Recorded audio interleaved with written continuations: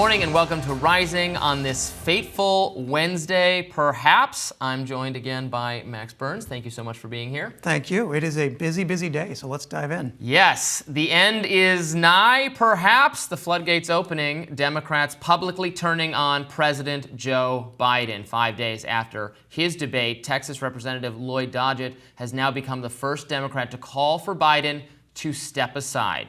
Doggett said, quote, "Too much is at stake to risk a Trump victory. I am hopeful that he, Biden, will make the painful and difficult decision to withdraw. Respectfully, I call on him to do so."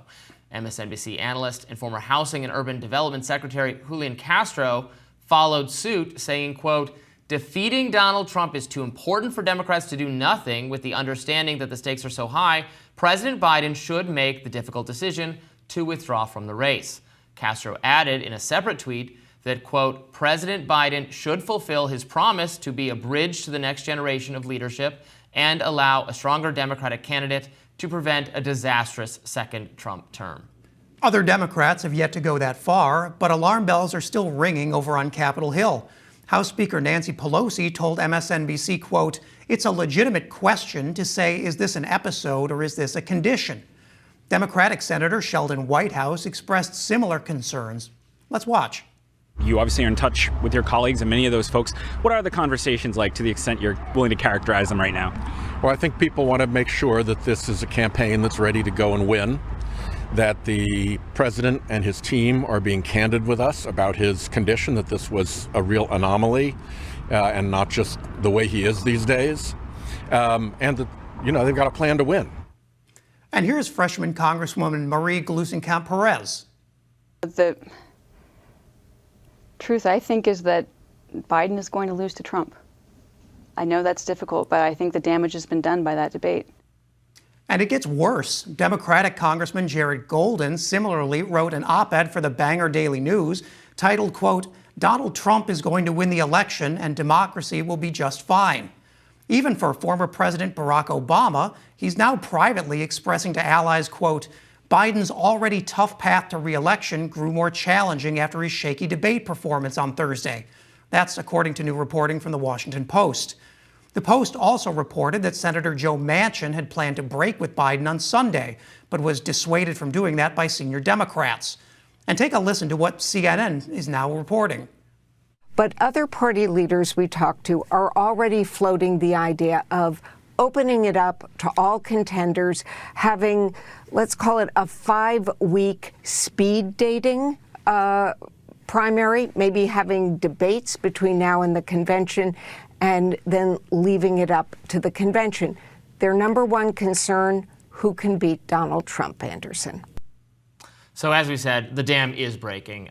Democrats, including prominent Democrat Julian Castro, now saying that he should step aside. I think we're expecting to see more of that in the coming days. We're going into this kind of holiday-ish weekend stretch where I know a lot of people in the political media world are at this point expecting him to drop out.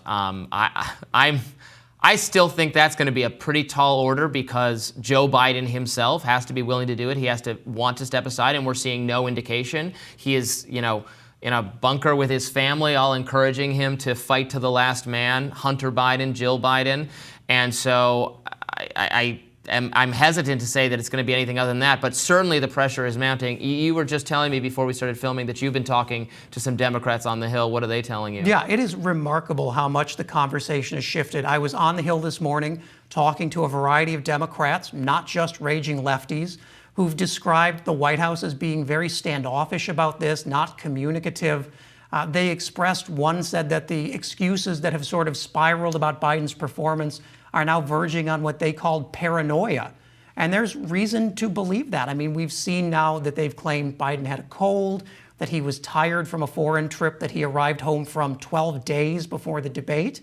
And there's a growing understanding here that the White House is not doing enough, that Biden thinking he can stand above this and wait for tempers to cool is a misreading of the situation, and that if he doesn't start to mollify these Democrats, events could start moving without him. Yeah, I mean, just tactically, if he was sick and tired, going through with this debate was a horrible idea. They should have said he has COVID and we got to do it next week or something. I mean, that would have been less damaging, clearly, than what actually took place. I think the dam breaking phenomenon has been exacerbated. The dam is breaking harder because of how hidden it was from the public, or how stigmatized you were for asking questions about his health, his age, his mental acuity. You know, the White House, Karine Jean-Pierre, and so many others, you know, were slamming it in the 10 days before the debate, slamming the idea that those videos showing him kind of confused and out of touch and having to be led away in a couple contexts, you know, were not just misleading or you needed to watch the full clips, but, you know, she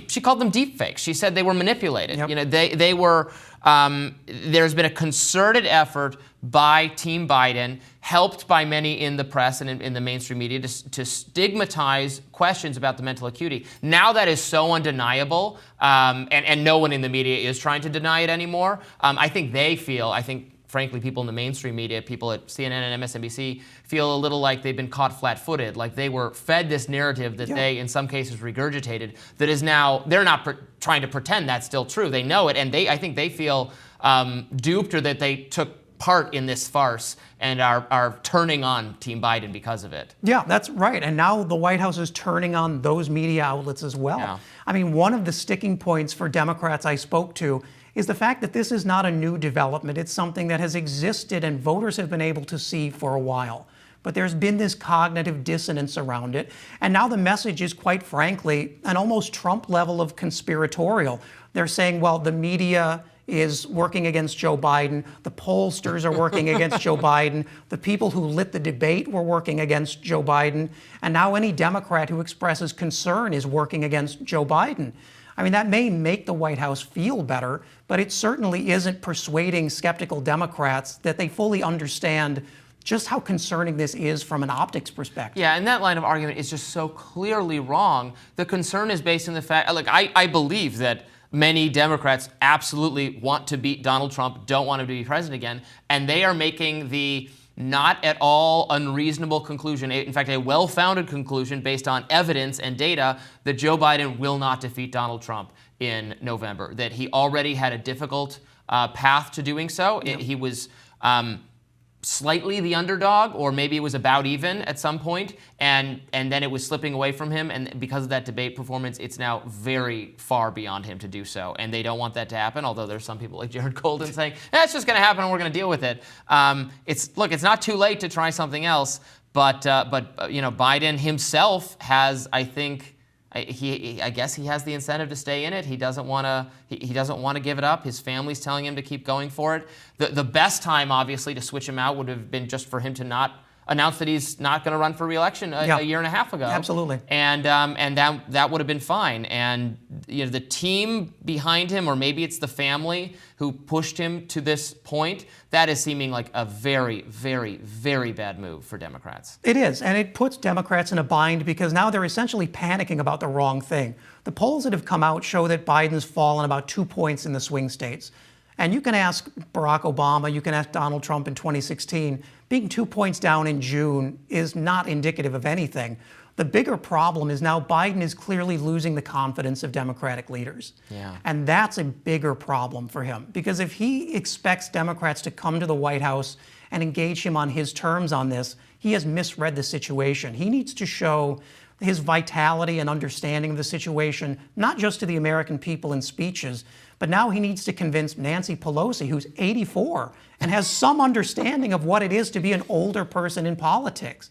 So it's very interesting she's suddenly speaking out here. Yeah, although I also saw on her TV saying, you know who's the one who really has dementia? It's Donald Trump, which is a very quintessential Nancy Pelosi. Speaking of Trump, you know, I've noticed he's been eerily quiet during all this. This man can exercise self-discipline when he really needs to, and it's advantageous for him to do so. Obviously, I think he did a really good job during the debate. It wasn't just that Biden performed so badly, it's that Trump was impressive. He's impressively quiet now. I don't know, he read The Art of War or something, or Napoleon. You know, when your enemy is making a mistake, just let him, shut up, don't do anything about it. That's what's happening. And it actually reminds me of how Trump handled the Brett Kavanaugh accusations, where he was also very quiet and he just kind of let it play out and it went through. Which also, I should say, again, in the terms of Biden getting off the ticket, like I fully expected when Trump was running for president and the Access Hollywood tape broke, and every prominent Republicans, all the past Republican candidates, the leaders of the party, they all denounced Trump. Many of them said they wouldn't be voting for him. They wanted him to drop out. I mean, by then it was post-convention. It was so late. It would have been just resigning the election at that point. But they still called for him to do it. He stayed in the race, and then he won. So there is a precedent for extreme pressure to drop out on a candidate just not working, and the candidate saying, you know what? Nope, you can't make me. No one can make him. No one can make him. That is the fundamental thing people watching have to understand. I always hear this. They are going to switch him out. They won't let him. There is no they. The they is Joe Biden and his family. If he has to take the crown off his head, set it on the seat, and ride off into the sunset. He has to willingly take that action, and maybe he can be convinced to do it, but it's not happening without his assent. And I'm not seeing evidence that he's being persuaded by the people he's listening to close to him that he should get off the ticket. Well, I do want to push back on this sort of idea that Donald Trump was impressive at the debate. It's easy to seem impressive when you just lie. I mean, by some counts, 27 individual provable lies. I mean, that's not impressive. That's just running the kitchen sink against someone who can't effectively respond to you. But I agree that his silence is quite shocking. It reminds me of the scene in Happy Gilmore where Happy learns how to putt, and suddenly everyone doesn't know what to do. The fact that Donald Trump, I mean, can you imagine him remaining this quiet on this in 2016 had this happened? I can't. And that's a really worrying thing because it shows that he's starting to listen to advisors. And if that's what's going to happen here, it's going to be an even more challenging race. The debate was reminiscent of Happy Gilmore in many ways. Yes. And they started, it was very Happy and Shooter McGavin there was started a talking about discussion too. whose golf swing is more impressive. Look, Trump, is a serial exaggerator of certain facts, and that definitely we can just call them lies. Came through at the debate on the extent of immigrant crime and a lot of other subjects. Biden was totally unable to rebut it given his state. Yeah, and that's truly unfortunate because some of those lies were incredibly obvious, and core parts of Biden's campaign messaging is rebutting those lies. If he's not an effective messenger for that, maybe these Democrats have a point. I mean, it's hard to be in the position of trying to say, we still have, this is the problem the incumbent always faces. Things have improved, we still have challenges. The challenger can say, well, here are all the things that are still wrong with the country. Even if some of them are exaggerations. Crime did spike after the pandemic, and it's thankfully come down in a lot of places, although it stayed high. It's in Washington, D.C., it stayed extremely high.